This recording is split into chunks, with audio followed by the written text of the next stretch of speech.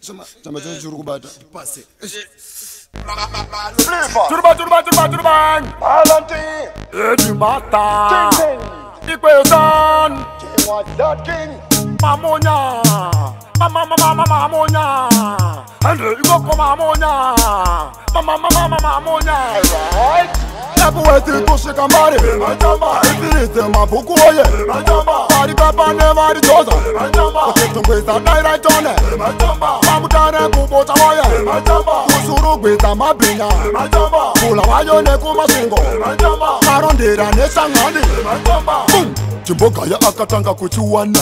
Akachibima ndere ndobva dzapesana. Ichi chakanyanya genga rakafembesana. Vakanomuka nese kuswera mangwana. Ndikati bhema ndinotaura nezepoko. Rodikoma bebi netazvine wesimoko. Vavakudzoka ndomutumira neshoko. Mabebi anechopi kunge bhodhoro rekongo. Weti kusvika mbari. Ifiridze mabhuku oye. Vari papa nevari joza. Oketungweza daira tone. Vamutane kubota oye.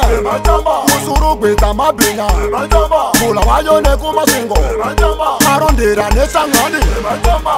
Tinondisimbisa tondipa konfafa. Kanda imubhokisi rangu kana ndafa. Tonotibhema nengirodzi dochinafa. Ndarizila kare muomwe ndakashafa. Nima izvose asi ndipeiwo chamba. Ndikachishaya ndinoswera ndichizhamba. Pandinochiwana ndobva ndatanga kujamba. Ndipeiwo mzini ndinobhemera kumba. Weti kusvika mbari.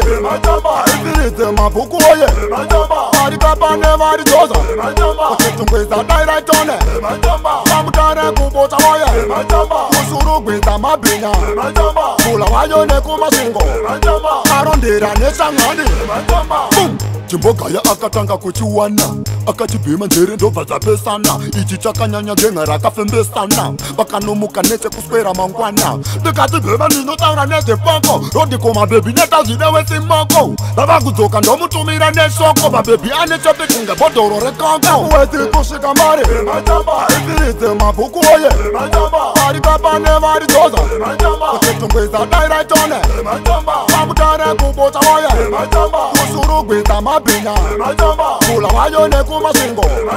Karondera nesangani. Irmata again. Irmata again.